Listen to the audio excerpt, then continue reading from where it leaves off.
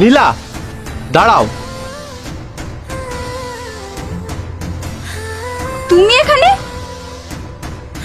কোথায় যাচ্ছ? আমরা বিয়ে করতে যাচ্ছি। আমি থাকা অবস্থায় তুমি অন্য একজনকে কিভাবে বিয়ে করবে? আমি ওকেই ভালোবাসি আর আমি ওকেই বিয়ে করব। তুমি তো আগের মতো আমাকে আর ভালোবাসো না, আগের মতো কেয়ারও করো না। যেদিন তোমাকে বিয়ে করেছি সেদিন থেকে নিজেকে ভালোবাসতে ভুলে গেছি, শুধু তোমাকে সুখে রাখবো বলে। যেদিন তোমাকে বিয়ে করেছি সেদিন থেকে আমার সকল বন্ধু বান্ধবকে দূরে সরিয়ে দিয়েছি। আমি অবিরাম টাকার পিছনে ছুটেছি শুধু তোমার আবদারগুলো পূরণ করার জন্য, তাই তোমাকে সময় দিতে পারিনি। আর এখন তুমি ওর সাথে যাবে, যাও, আমি বাধা দিব না।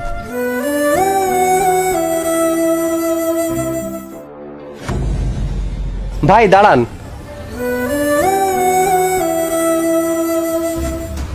কাকে ধোকা দিচ্ছ তুমি? যে তোমার জন্য সব সুখ এক কথায় বিসর্জন দিতে রাজি, তাকে? কার বিশ্বাস ভাঙছো তুমি? যে তোমাকে দিনের পর দিন অন্ধভাবে বিশ্বাস করেছে, তাকে? ধোকা তুমি কাকে দিতে চাও, ওকে না আমাকে? মানে? এই ছেলেটার অপরাধ কি ছিল? তোমাকে বিয়ে করাটা কি এই ছেলেটার অপরাধ ছিল? এই ছেলেটা আজ তোমাকে সময় দিতে পারছে না বলে তুমি আমার সাথে ঘর বাঁধতে চাচ্ছ, আর আমি যখন কাজে বিজি থাকবো আমি তোমাকে সময় দিতে পারবো না, তুমি তখন অন্য কাউকে নিয়ে ঘর বাঁধতে চাইবে না। তার কোনো গ্যারান্টি আছে? আছে কোনো গ্যারান্টি যে তুমি আমাকেও ধোকা দিবে না? আজ ওকে ধোকা দিচ্ছ, কাল তুমি আমাকেও ধোকা দেবে। আমার মন নিয়ে খেলা করেছো, তাতে আমার কোনো দুঃখ নেই, কিন্তু এই ছেলেটাকে ধোকা দিও না, কারণ এই ছেলেটা তোমাকে বড্ড ভালোবাসে। নীলা, অতিথি পাখি হয়ে কারো জীবনে যেও না।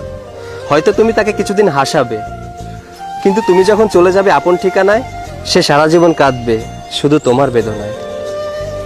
যে ধোকা দেয় সে চালাক হতে পারে, কিন্তু যে ধোকা খায় সে বোকা নয়, কারণ সে বিশ্বাসী।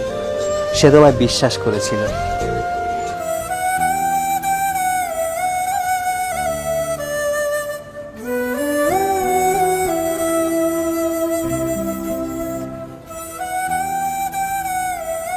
আপনার স্ত্রীকে আপনার হাতে তুলে দিয়ে গেলাম।